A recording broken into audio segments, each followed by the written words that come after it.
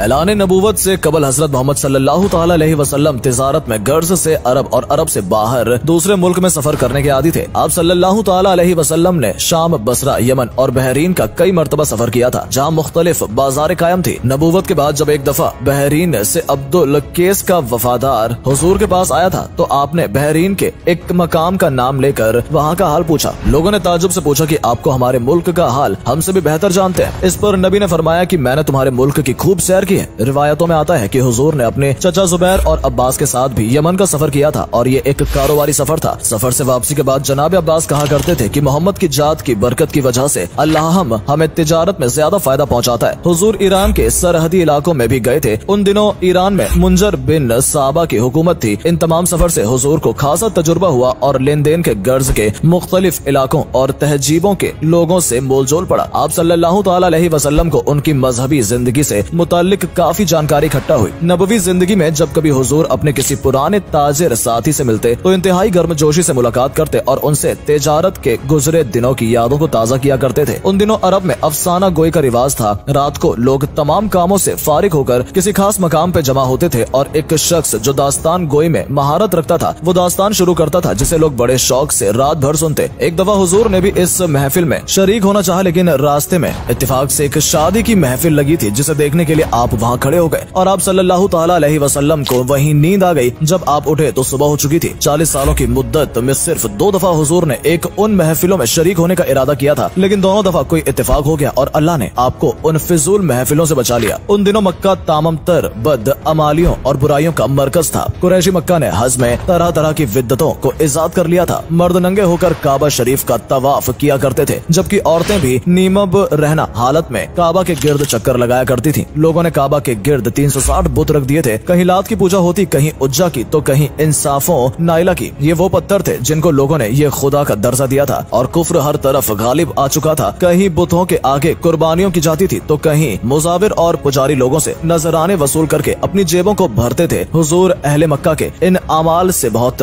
गम ज़दा रहते और उन्हें जहालत और गुमराही को देखकर किराहत महसूस करते। यही वजह थी कि आप सल्लल्लाहु ताला अलैहि वसल्लम को हज तवाफ के लिए कई बार कहा गया, लेकिन हुजूर उन लोगों की खुराफात की वजह से ही साफ इनकार कर दिया करते थे। नबी सल्लल्लाहु ताला अलैहि वसल्लम ने अपनी जवानी के दिनों में ऐलान नबूवत से कंबल कभी किसी बुत के आगे सिर नहीं झुकाया और न ही कुरैश के किसी जहलियत के रस्म रिवाज में शिरकत की। उन दिनों मक्का का यह हाल था कि कहीं शराब की महफिल, कहीं रक्स, कहीं जुआ, कहीं शोरगुल, कहीं बदकारियां और रात का माहौल बदतरीन हो जाया करता था। मगर इस फहश माहौल में हुजूर ने कभी कोई दिलचस्पी नहीं ली। आप सल्लल्लाहु ताला अलैहि वसल्लम कभी शराब खाने के करीब से भी ना गुजरे। मक्का के रोसा और उमरान हैरान होते कि ये कैसा नौजवान है जो दूसरे लोगों से बिल्कुल मुख्तलिफ है, जैसे न शराब से और न ही शबाब से कोई सरोकार है। मक्का के कुब्बा खाने में लड़कियां और कनीजें हर वक्त मौजूद होती और लोगों को दावत नजारा देती और उन्हें अपनी तरफ माइल करती, मगर ये हाशमी जवान उनकी तरफ एक नजर भी न उठाते और बेपरवाही से अपने मामलात में मशगूल रहते। हुजूर का दामन शबनम की तरह पाकिज़ा था। आप मक्का के इस फहश माहौल में एक निखरी हुई चांदनी की तरह थे, जिनकी पाकबाजी की लोग कसमें खाया करते थे। खुद नबी करीम सल्लल्लाहु ताला अलैहि वसल्लम ने फरमाया कि मुझे जवानी में कभी ऐश परस्ती और बदकारी की हिम्मत नहीं पड़ी, बल्कि मेरे रब ने मुझे इन तमाम बुराइयों से हमेशा महफूज रखा जो जाहिलियत के जमाने में मक्का के नौजवानों में आम थी। दोस्तों, जिंदगी की अहम जरूरत होती है सच्चा और मुफलिस दोस्त किसी दौलत से कम नहीं होता। हुजूर पाक भी दोस्तों से मुस्तसना नहीं थे। हुजूर के तमाम दोस्तों पाकीज़ा अखलाक, बुलंद किरदार के मालिक थे। उनमें सबसे करीब हजरत अबू बकर सिद्दीक थे, जो हुजूर के जिगरी दोस्त थे और बरसों तक आपके शरीके शोहबत रहे। हजरत खदीजा के चचेरे भाई हकीम बिन हजाम, जो कुरैश की निहायत की मौजिज़ रईस थे, वो भी आप सल्लल्लाहु ताला अलैहि वसल्लम के खास अहबाब में शामिल थे। इसी तरह हजरत जम्मात बिन सालबा, जो अजद कबीले से थे, आप सल्लल्लाहु ताला अलैहि वसल्लम के खास साथी थे। अक्सर फुर्सत की औकात में हुजूर अपने दोस्तों के साथ सैर के लिए जाते थे। तीरंदाजी और घुड़सवारी के मुकाबले करते, कश्तियों से लुफ्त अंदाजे होते और सहायत की बातें होती, लेकिन आपके इन सोहबतों में कभी बेतुके या बेहयाई की बातें न होती थी और न ही हुजूर के दोस्तों में मक्का का कोई शरीर या बदकार शख्स शामिल था। जब हुजूर की उम्र मुबारक 35 बरस हुई तो मक्का ने काबा शरीफ की दोबारा मरम्मत की और सरदारों के मशवरे से मक्का के तमाम कबीलों ने इलाहिदा पत्थर जमा किया। इस तरह काबा की तामीर मुकम्मल हुई। जब तामीर मुकम्मल हुई तो हजरे अस्वद को अपनी जगह रखने का वक्त आया। इस पर हर कबीले के दरमियान सख्त इख्तिलाफ हो गया। हर कबीला ये चाहता था कि वो इस मुकद्दस पत्थर को काबा शरीफ में नस्ब करे। लोगों में तलवारें खिंच गई और लोग कल्लो गारत पर आमाद हो गए। लिहाजा अबू उमय्या बिन मुगीरा मखजूमी, जो उस वक्त मक्का के सबसे बुजुर्ग तरीन शख्स थे और उस वक्त उनकी उम्र कुरैश में सबसे ज्यादा थी, उन्होंने एक राय पेश की और कहा कि कल सुबह को जो शख्स सबसे पहले मस्जिद हराम के दरवाजे से दाखिल होगा उसी को अपना हाकिम बनाकर फैसला कर लिया जाए। सबने इस राय को पसंद किया। सुबह हुई और तमाम लोग हरम पहुंचे तो देखा कि सबसे पहले हरम में हुजरे पाक तशरीफ लाए हैं। आप सल्लल्लाहु ताला अलैहि वसल्लम को देखकर सबकी जबानों से बेसाख्ता ये अल्फाज अदा हुए कि ये तो मोहम्मद अमीन है, हम इनको हाकिम बनाने पर राजी हैं। हुजूर ने निहायत ही हिकमत से काम लिया और एक चादर मंगवाई और हजरे असवद को इसमें रखकर ये फरमाया कि हर कबीले का सरदार इस चादर को थाम ले ताकि इस शरफ से कोई कबीला भी महरूम न रह सके। सबने मिलकर चादर उठाई और इस चादर को उठाते हुए काबा के करीब गए और फिर हुजूर ने अपने मुबारक हाथों से हजरे असवद को काबा शरीफ में नस्ब किया। इस तरह आप सल्लल्लाहु ताला अलैहि वसल्लम की फरासत और हिकमत अमली की वजह से अहले मक्का खून खराबे और कत्लो गारत से महफूज हो गए। जिंदगी अपनी मंजिल तय करती हुई रवा दवा थी और नबी सल्लल्लाहु ताला अलैहि वसल्लम की उम्र मुबारक 37 बरस हो गई। उन दिनों मक्का में एक शदीद कहर पड़ा जिससे फसलें बर्बाद हो गईं। लोग अनाज के लिए तरसने लगे, चारा सूख गया, जानवर और चौपाए भूख से मरने लगे। लोगों का फाका से बुरा हाल था। बाजारों में चीजों की कीमतें आसमान छूने लगी। इन गुर्बत और परेशानी के दिनों में हुजूर के घर का दरवाजा हर शख्स के लिए खुला था। आप सल्लल्लाहु ताला अलैहि वसल्लम की दरियादिली और सहावत में कोई कमी न हुई। हुजूर रोज भूखों को खाना खिलाते, मोहताजों की मदद करते और बिरूनी इलाकों से गल्ला मंगवाकर गरीबों में मुफ्त तकसीम करते। इस नेक काम में आप सल्लल्लाहु ताला अलैहि वसल्लम ज़ौजा बीबी खदीजा भी आपका भरपूर साथ देती थी और इस दरियादिली की वजह से बेशुमार गरीब मुफलिस लोग मौत के मुंह में जाने से बच गए। इस कहर की वजह से आपके चचा हजरत